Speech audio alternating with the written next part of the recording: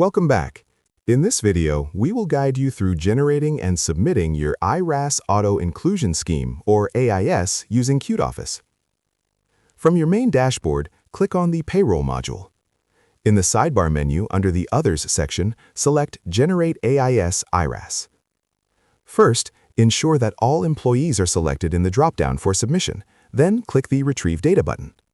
Once the table populates, click the Generate button next to the IR8A form.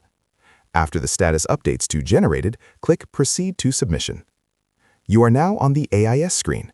Here, AIS forms can be downloaded individually or in bulk and verified before you proceed. Once you have reviewed the data, check the top box to select all employees and click the Approve Submission button.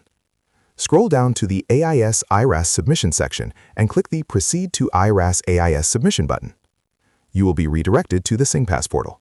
Log in using your CorpPass credentials.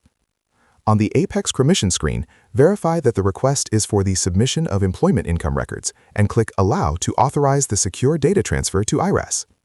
Wait a moment for the process to complete.